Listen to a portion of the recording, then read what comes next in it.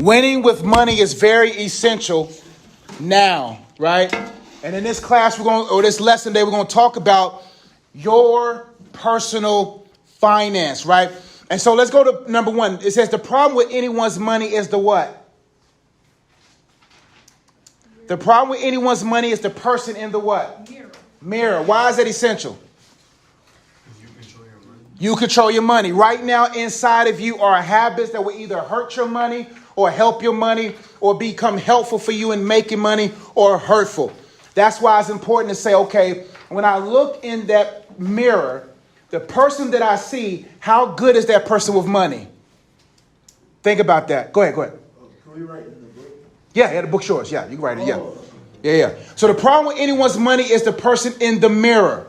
Number two, it's hard to be disciplined and have what? Self-control. Why is it hard to be disciplined? What are some things that makes discipline difficult? Distractions. Why distractions? Because it's like, it feels better to do something that you want to do instead of like something you have to. Yeah. Go ahead, Chess. I'll say, even if, let's just say, like, you have $1 million and you say you're not going to spend anything this week, and then you're working and then you're off working and then you see this ad that says that you can get this new pair of shoes. Yeah. You're battling with the flesh and spirit, like, oh, should I buy it? Should I not buy it? Yeah. Successful people are people who are able to delay today's gratification for tomorrow's success. Discipline says, I will rather delay eating this chocolate chip cookie or delay this spending to ensure that I have a good ending with my finances, and extending so that my money can then extend to other people as well. So the problem with anyone's money is the person in the mirror. Number two, it's hard to be disciplined and have self-control. We are surrounded by distractions financially, right? There's plenty of people that you heard, no matter what league you look at, NFL, NHL, NBA, how many people went bankrupt after many days. They say, I don't forget what the percentage is, that most people who get into these leagues end up not having much money. Mike Tyson made over $500 million and barely worth $20 million now. No knock to him, but he would even tell you that he made all that money and lost all that money because of his entourage, because of his spending. So right now, you can only go as far as your habits. You are the sum total of what you habitually do. And you have to look at your habits. Are my habits that I'm practicing right now, will they hinder my money or help my money? So I have to have self-control. I got to have financial vision. I got to be able to say, hey, man, in order for me to have this big house on a big hill or this compound with multiple houses, in order for me to be to travel whenever I want, to do what I love for however long I want to do it, I got to make sacrifices today. What sacrifices do you have to make today to ensure you have money over many days? Those are the things you got to start thinking about when it comes to what we see here, personal finance. See, my financial habits may not be yours because my money's my money.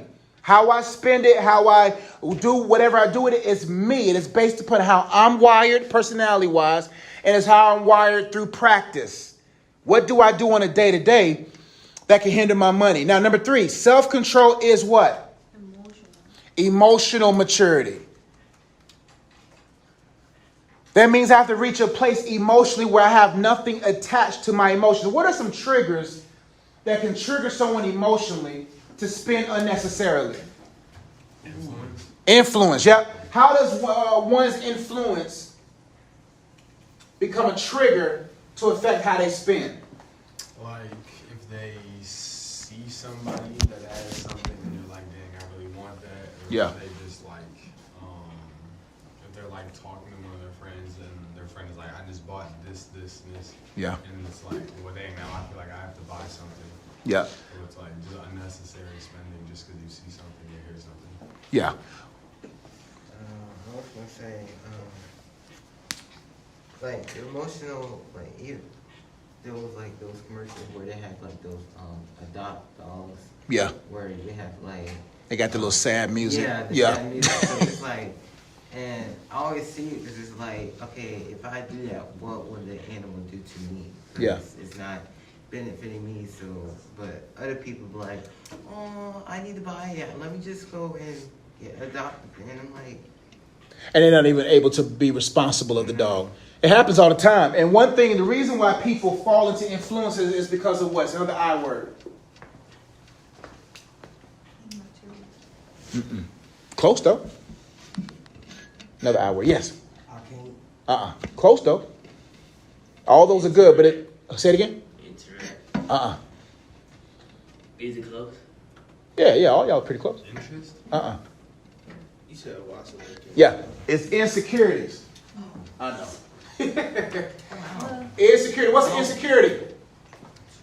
When you're not like confident. Yeah. that you have yourself. Well, you're not confident. So the reason why people are easily influenced is because they're not secured on the inside. There's insecurities.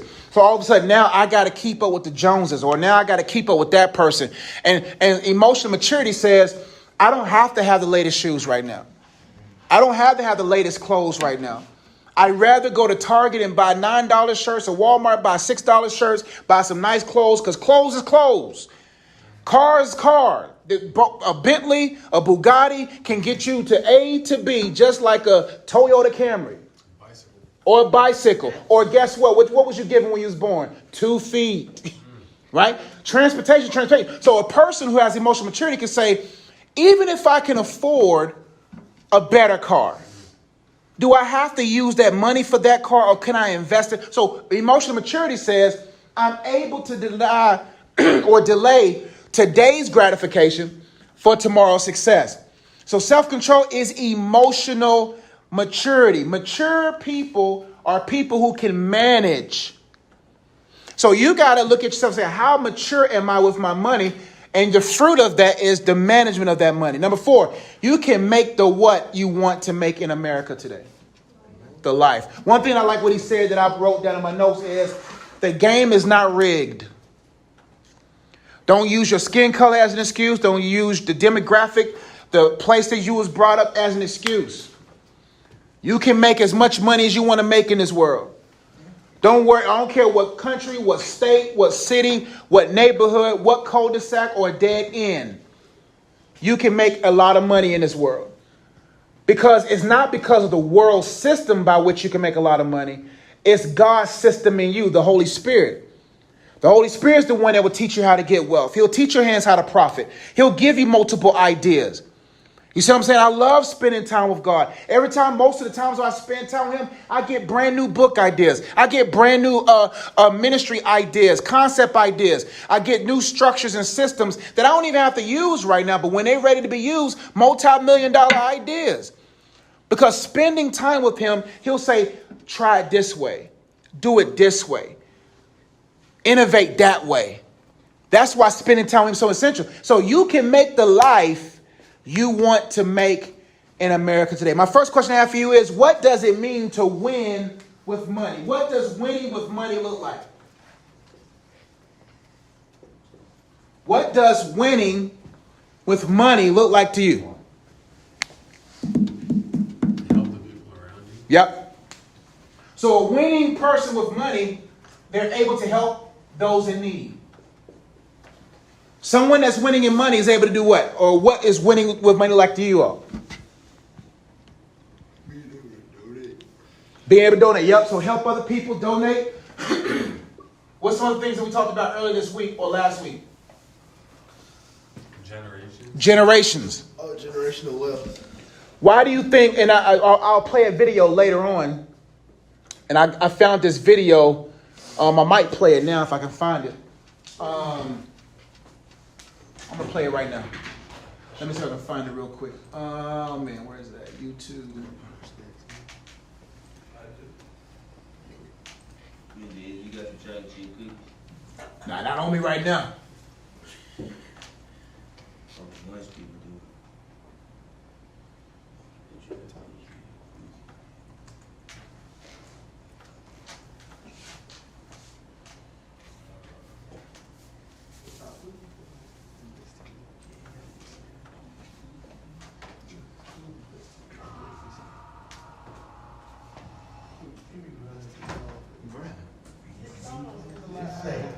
Listen. Abercrombie and Fitch, last. McDonald's is a last name. Abercrombie and Fitch, last names. Armani is a last name. Baskin Robbins is a last name. Chrysler is a last name. Fisher Price, Gucci, Hennessy, Harley Davidson, Hilton, Honda, Kohl's, Kraft Foods, Lowe's Movie Theater, Marriott is a last name. Maybach is a last name. Nordstrom is a last name. Pillsbury is a last name. Porsche is a last name. Procter & Gamble, 2 last names. Rolls Royce, Charles Rolls Henry Royce, last names. Turner Broadcast System, Ted Turner, last name. Versace, last name. Wells Fargo, Henry Wells, William Fargo, last name. Walgreens, last name. Wrigley's, last name. Welch's Grape Juice, last name. Here you are, you think you're buying a product. You are not buying a product, you're buying a name. You think you're wearing a product. Hey, look at this product. No, you're saying, look at this family. And what you don't know is while you're making every family rich, you're making yourself broke. I want you to get to legend status. We know what you can do on your own. And if you do it, we know you can take care of your family. But can you change the world? And let me tell you what happens when you become legend. The money's going to come. What if I told you that your blessing is attached to your name? That part of the reason why you're not wealthy yet is because you keep trying to make Yolanda wealthy. You keep trying to make Tasha wealthy. What if you made Johnson's wealthy? What if you started thinking about your kids? What if you started thinking about your legacy? What if God started dropping Canaan and opening up windows of heaven? Because now you're not just thinking about you, you're thinking kingdom. There are some people who are attached to you who say, Mama, can you do something with this name? There's some people who are saying, Dad, can you do something with this name? Maybe God gave you the name to change and reverse some of the stuff that the name meant one day. I wish there was somebody in this room that said, my name might mean one thing right now, but I promise after today, this name getting ready to change. I promise after today, everybody's going to want my last name. I'm here to let you know, you are a curse breaker. You're thinking kingdom.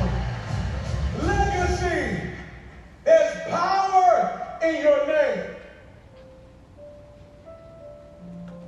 You can't be good and be a legend.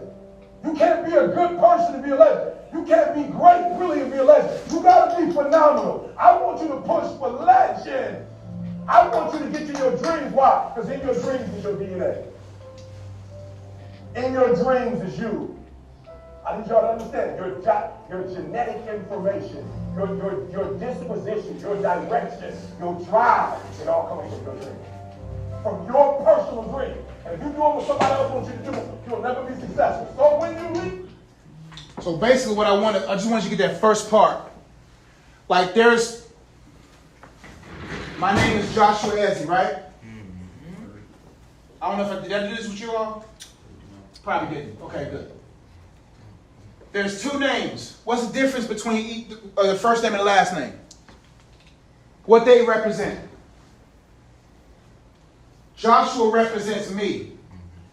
Ezzy represents my legacy. How I take care of Joshua will determine everyone who bears Ezzy's last name. For instance, I don't care what your dad did with your last name or what your mom did with your dad's last name. You can reverse that. You have to start thinking legacy. You have to start thinking, okay, for me, I play for Team Ezzy. And when my wife and I got married, I gave her my jersey. And what's on the back of her jersey? Ezzy. When this baby girl comes out of that womb, first thing I'm going to do, put a jersey on her. You and Ezzy. She can't take that away unless she gets married. But I got to make sure that I increase the value of this last name. It's crazy when you think about it that most of these companies are named after last names. What do rich people do? They keep it in the family. Was poor people focus on this? Rich people focus on this. Poor people focus on their first name. How can I make Joshua look good? How can I make Joshua great? How can I make Joshua big? No, wealthy people focus on that last name. Pillsbury, name them. McDonald's, no matter where we shop, that's some family. And you got to start thinking not more about Joshua or your first name. You got to start thinking, okay, because the more I think about my last name, I'll make my first name great. Because I want to be that grandfather that I don't want to be that granddad that grandkids don't want to visit. I don't want to be that dad where I got to beg my kids to come see their dad. I wanted to be where that last name is such a magnet that my own daughter will have that man say, you got to have a great last name for me to switch Ezzy out for whatever your last name is. That's why some women hyphenate. Because, fam, I don't know if your name good enough yet. You know what I'm saying? Right? So this video was just giving us insight about, hey, man, I got to take care of more than just me. That I got to win with money. And sometimes you may be the one that put in the most work. And you have to put that work in so that your children won't have to work but so much. Now, that doesn't mean you want to raise kids that waste money. See, wealth is more than just making money for them to have. The goal of making wealth is to help them manage the money with the right mindset so that the money can continue. How long has Wells Fargo been in existence? Pillsbury been in existence. Versace's been in existence. Bugatti has been in existence. Like, some of these may go 40 years. And now the businesses are still sustaining the family. Poverty creates individuals. Wealth creates family. And if you have an individual mindset, then you will look good while your kids still got crumbs on their cheek and crust in their eyes and barely have anything nice to wear, but you look good. I want to look the worst in my family. I love my wife with her, whatever bag she wants to, whatever. You look good. I don't mind wearing stuff from Goodwill. Most of my shirts, I go to Goodwill. Hey, you spend the money, I'll go to Goodwill for me. Because I want to make sure you're happy because that energy floods into the baby and that floods into my legacy. So you got to start thinking, okay, am I setting myself up to win with money? It says, another question is, what does it mean to have your money work for you? Now, I love this part. What does it mean to have your money work for you? Every single dollar. I don't have cash. Look at these kids be hustling. Miss Days, can I have $1 now? And I have such a big heart, man. Take $1. And when they see that dollar come out, it's like a rush of sixth graders talking about, can I have $1 too? But either way, every dollar is an employee. Every dollar you got to look as a worker. Every money that comes in my life, I got to put them to work, right? Working, making your money work for you means, can I sleep and still make money? Right now, I'm teaching you. I'm making money off YouTube right now as I speak. Someone is buying a book right now as I speak. Somebody is booking a coaching session as we speak. Somebody is doing something for me. My money is working for me while I'm serving you. That's the life you want. You want a life where you have multiple revenue streams, where you can be at your main job, but your main job ain't your main job. It's just the main job to make the other jobs grow. So what happens when you're a little boat, little sailboat, right? You have other boats out there, right? What happens when a storm comes and the waters rise? What happens to all the boats? They go up. When it starts raining and the waters rise, all the boats rise. What that mean?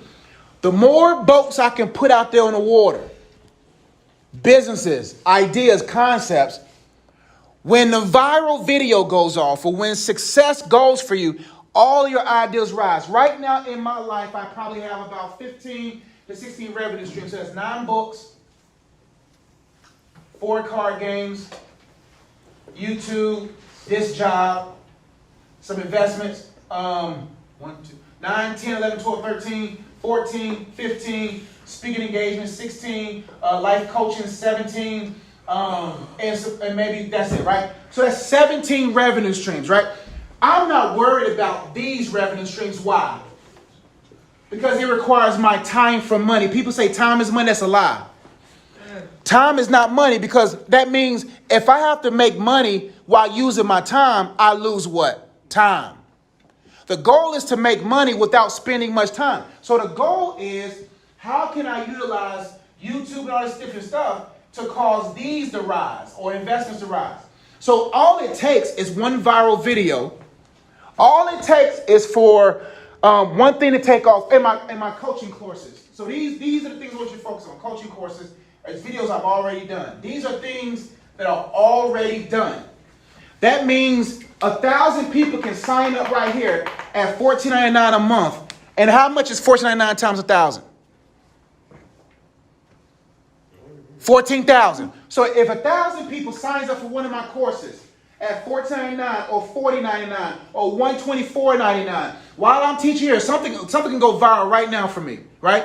That means every month I can make $14,000 a month, all the way up to $40,000 a month. If my books cost $16 on Amazon, right, and I make $6 profit per book, and I sell 20,000 copies in one night, how much is that? If I sell $20,000 in one day off a book I already done, I can make up to what? $120,000 in a day. The goal is to create something that's already done and allow in God's time for those things to rise. If you're going to waste time online, make sure that online investment makes you money offline. So if you're sitting there watching YouTube videos all day, but not making no money from YouTube, then you're doing the game wrong. If you're going to be online, if you're going to be whatever, at least find out a way, okay, God, how can I make money with this? Because your attention is currency. Why do you think as soon as you start talking? Yesterday I was talking, I'm finally about to get an upgrade on my phone. I'm about to get the iPhone 13 Max. I'm about to get the 13 Max, okay? Right? Huh? You gonna say I mean, you don't want this. It's cracked and stuff. I'll get it fixed. I see what I can do. At the price right. I'm just economics class. You know? What I'm saying is, so as soon as I said 13 Max, what popped up on Amazon? 13 Max cases. It's crazy how your phone listens to, but they know where your attention is. Therefore, they put ads for your attention, right? So attention is currency. So if you're going to pay attention, why do you think they call it pay attention?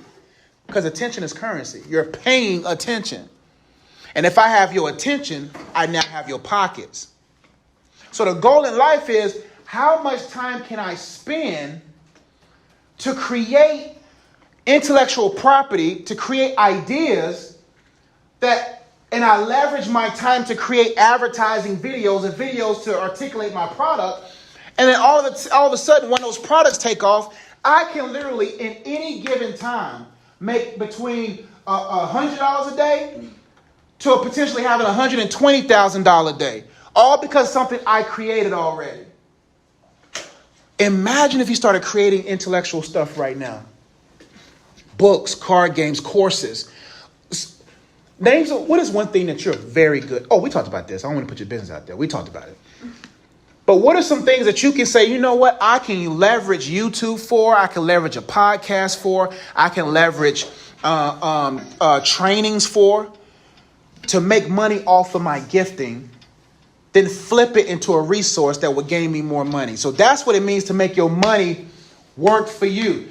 I want to be a multimillionaire by 40. I have 4 years to do it. Right? That's a good time. So I don't have time to waste if I want it by 40. Right now, with 4 years to spare, I don't want to wait till I'm 40 to get it. I want to get it by 37, maybe 38. You see what I'm saying?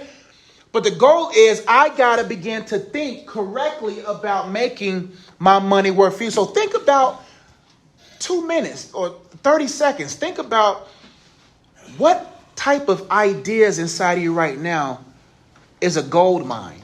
Inside of each and every one of you is a gold mine. And if you just dig enough, inside of you enough, you will find wealth in you. Wealth is not made outside of you. Wealth is made from the inside of you. Saying, okay, what ideas do I have? Do you know there's people, I heard a guy, he was talking about, there's a guy who makes almost $200,000 to $300,000 a quarter. I don't know if it's a month, but he makes a lot of money a month teaching people how to play like Madden 96 or some game. Like he has an ebook that teaches people how to play an old game. So it doesn't matter how small the niche is. there's probably tens of thousands of people interested in a little small thing. So if you love baking and you bake a certain way, you say, you know what? I can even create an ebook on baking cakes, and that can take off. There's people literally making millions of dollars off of stuff that you would never be interested in. But there's a village for every vision. There is a village for every vision. No matter how small the vision is, there's a big village for it. What that means is this. I don't have to talk about everything. I could just talk about specific things. And there's a village that will listen. So if you have something inside of you, baking, in the medical field or in athletics and training and how to change schools, do you know what I'm trying to leverage? Why do you think God has me in schools? Right now, I came from a public school. I have ideas for public schools right now that I'm about to leverage that can make me a millionaire within the next 6 months. Because how many kids go to public school? How many schools got grant monies and ready to spend? So I'm not going to sit here and be like, God, I'm waiting for you to drop money. God don't drop billions of dollars in people's lives. He drops billion-dollar ideas. Because if God gives you $1 billion today, you will waste it by this time next year. But if I give you $1 billion idea and you work that idea and you become mature and you become strong in it, you can become a billionaire. But it's all about the process. And so right now you got to say, okay, yes, I got school. Yes, I got practice. But I got to start working this. Why do you think reading is important? Do you know your brain is a muscle? And fellas who lift weights, if you don't do the tries or the buys, if you don't lift, what happens to the muscle? It gets weak and doesn't grow. Imagine not reading. Do you know reading builds your mind? Like, yes, reading may be boring. And why do you think they make reading or reading is boring to a certain demographic? It's because it weakens the mind. If you're entertained more than if you allow yourself to be entertained more than you do reading, you're dumbing yourself down. Your brain has to be worked. That's why I love solving problems. I do puzzles, crossword puzzles. I do stuff to keep my brain sharp. I read books to keep my brain sharp. And so that's why I say reading is fundamental. Because if you don't work this muscle right here, you won't be sharp. I mean, reading will literally affect you on the basketball court, on the football court. Solving puzzles will make you more problem solving. You'll be able to solve problems. You'll take initiatives on the field. You'll know what angles to come at, all because your brain has been worked out. So if you work your brain muscle as you work your athletic muscles, you'll be surprised how far you will go. And that's why they want you attached to these phones, because they dumb you down. They say that humans right now have a smaller or lower attention span than a goldfish. They say goldfish has a longer attention span than humans do now. Why do you think they make videos 15 seconds long now? Think about that. The Bible says in the last days, people will not be able to endure sound doctrine. What that means is people's brains will be so shrunken to 15 seconds that if you try to explain something that may require 15 days to learn, they won't have the capacity to learn. So if all you are used to are 50-second videos, we all guilty of it. When it gets a little too long, we get out the video. If it ain't 15 seconds to 2 minutes, then we're like, I'm out. I can't even watch an hour long. I can't even listen for an hour long, right? But some things going to take hours for you to learn, right? Let's see what else they got here. Let's look, analyze, and reflect. Verse number 1, let's write this, right? It says, how do you think learning about personal finance can help you in your future? And right now, so whatever answer you want to write there, write out, how do you think learning about personal finance can help you in the future? You can write that in your book. How does learning about personal finances right now, how will it help you in the future?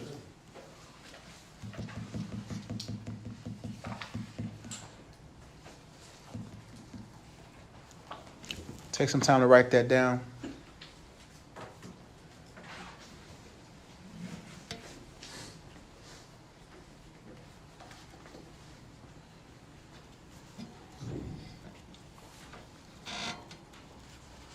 Give y'all a couple of seconds, few seconds, and then we'll get a couple of people to share what they wrote.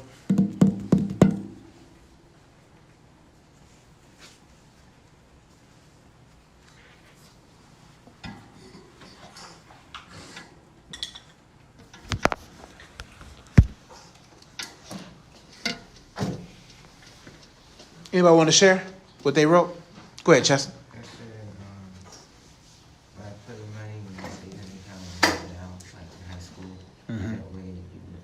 that way you less spending money, stuff that you really want, you get that later. Yeah.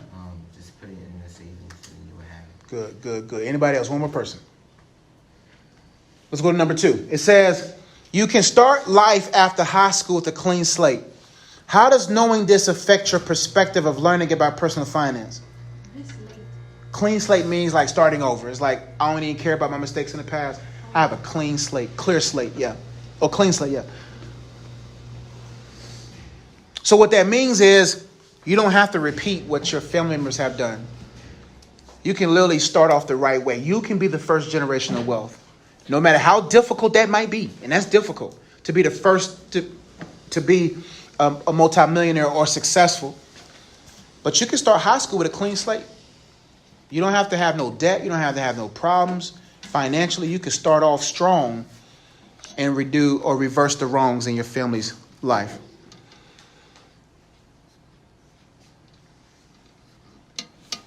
All right, so we'll get right into it. So the learning objective for this lesson is this. And I think we still have, 30 minutes to go. Learning objective. So let's go to the next page. Describe what personal finance is. And also the other learning objective is to analyze personal finance as it relates to the normal American family.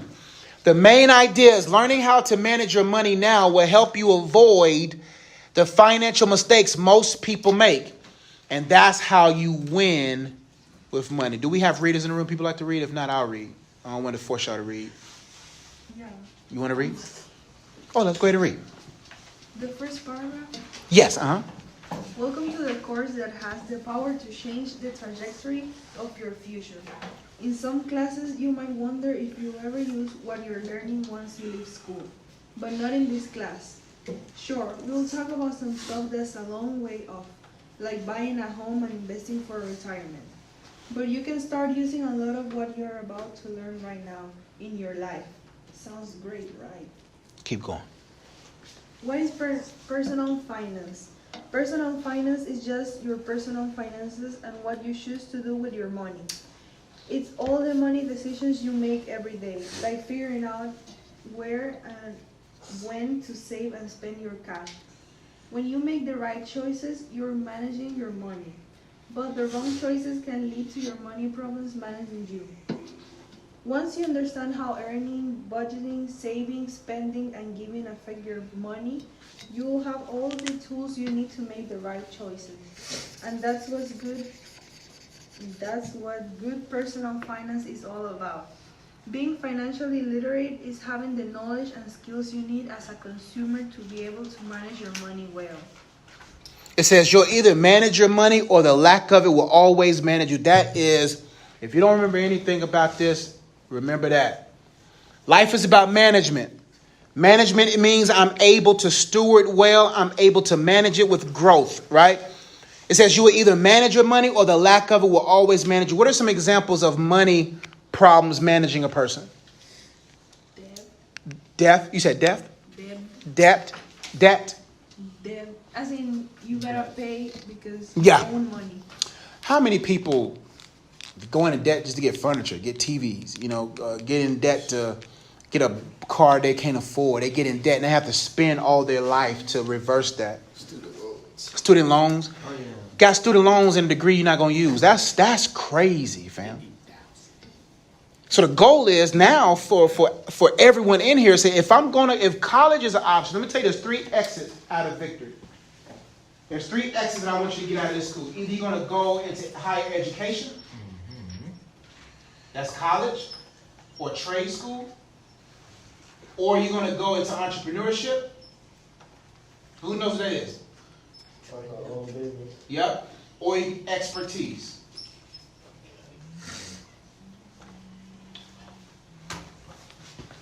You don't want, no matter where you go, you're going to have to exit one of those 3 ways. Some people are going to go to college. They're going to go to college and play football, play basketball. They're going to go to college and get on a scholarship. They're going to go to college for medical school. They're going to go to college, and that's fine. But college ain't for everyone. Some people just going right into making money, hustling and making money the right way, entrepreneurship. Or some people going to go into an expertise, welding, carpentry. No exit is the wrong exit. But at least exit into one of those, right? Because if you exit into one of those with the mindset now, then you would be able to say, I know what to do with my time, where I don't have to go to college and spend 40. Listen, most people go to college to figure out what they want to do. That's dumb. They wait. You should know what you want to do before you leave here. That's my responsibility working here, is to give you some clue of what you could do before you leave here, right? Continue reading, sweetheart. You'll be our reader for the year. I'm just Words of wisdom. You will either manage your money or the lack of it will always manage you. Just think about your current money situation.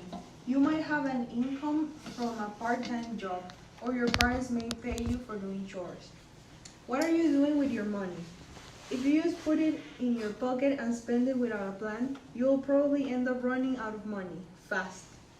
But if you make it a habit to plan and set goals for your money, it will last longer.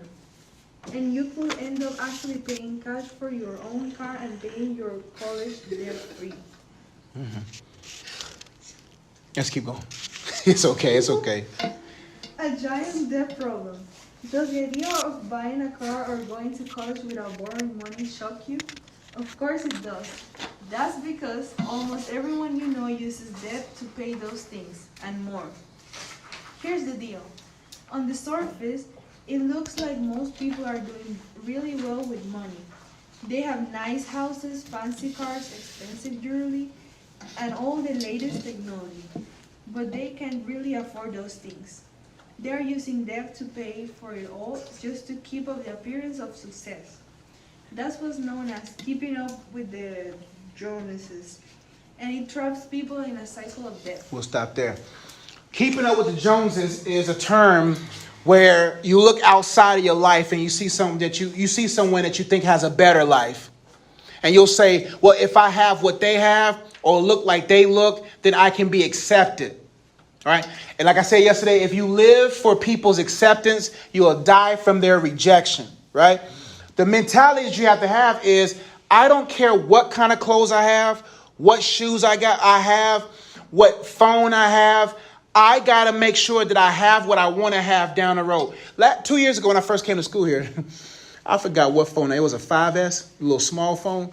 Kids was laughing at me. This was at elementary. I work at Briarwood. And they was laughing. They was like, Mr. Ezzy, why don't you upgrade your phone? Your 5S, you got a little small phone. I said, at least my small phone works. Your phone off. My 5S on.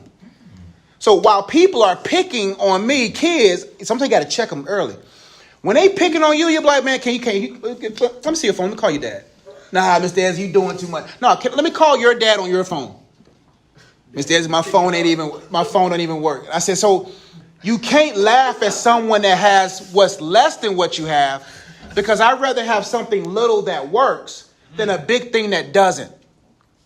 So when you look at life, you can say, you know what? I can live without the newest Jordans. I can live without the newest this or that. I can live without that. Because when I live without it, I can then live with it if I want to.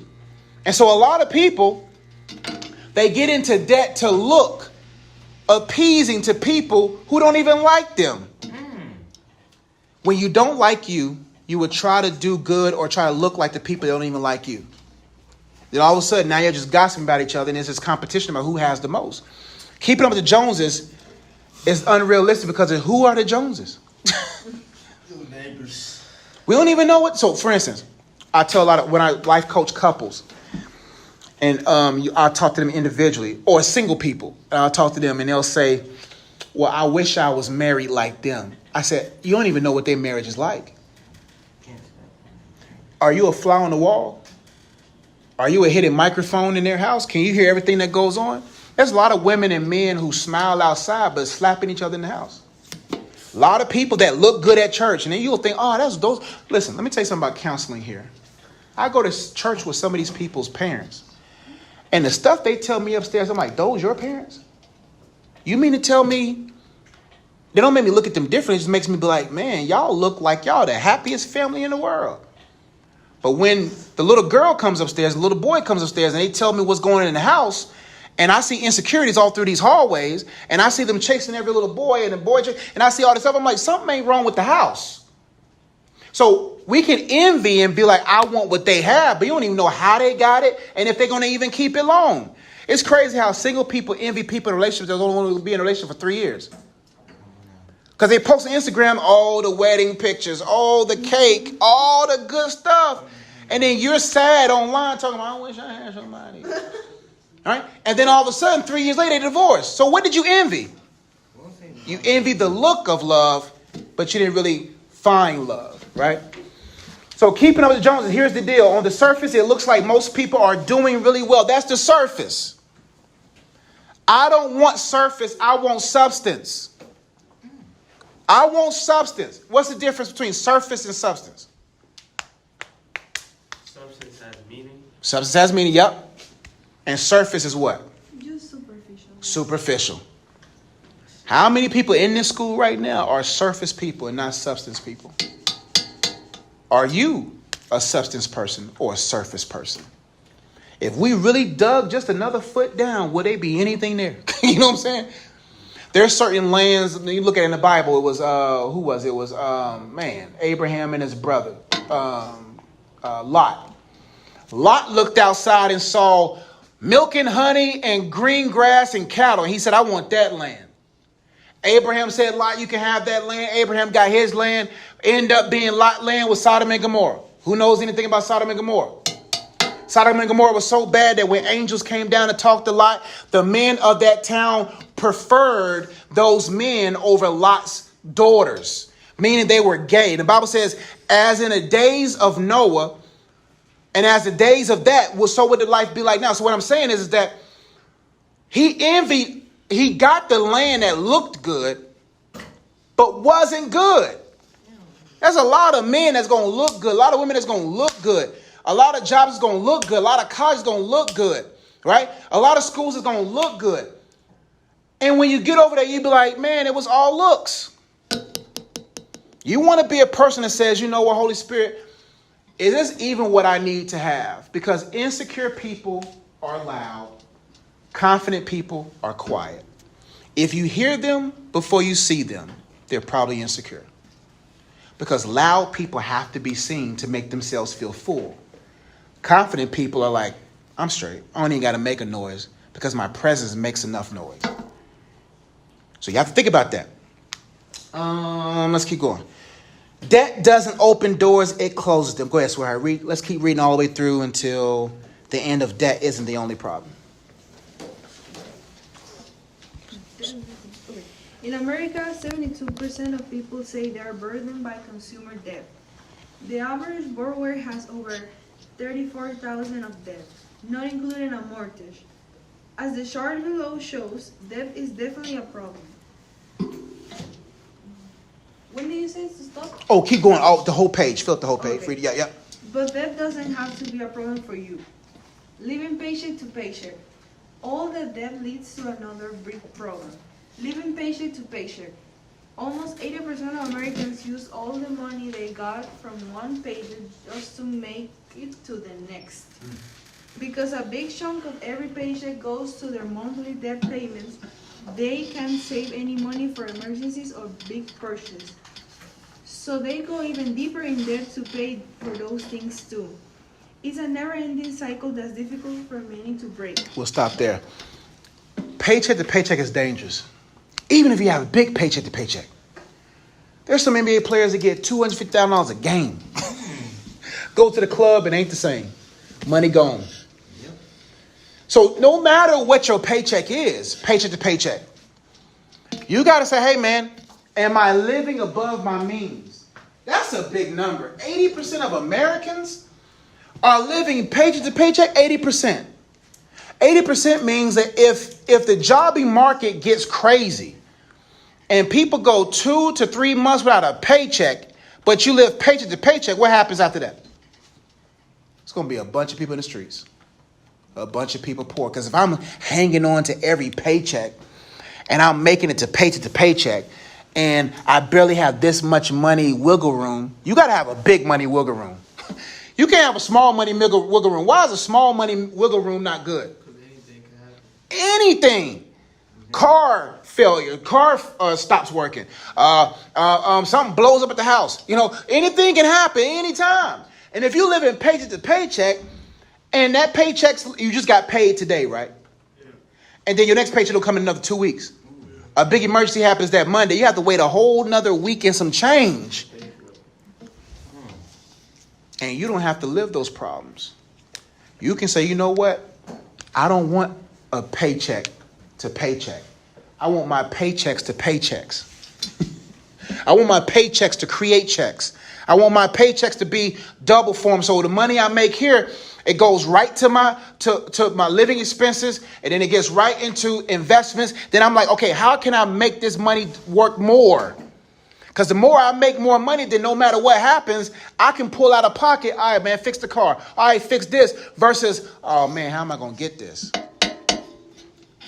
And some people, because they wasted their teenage years, they 20 years, all of a sudden they sit up at a job that they need. You never want to be in a situation that you desperately need, because you're giving that person too much leverage. Right now, my wife can quit today if she wants to. She loves to work because she's a worker.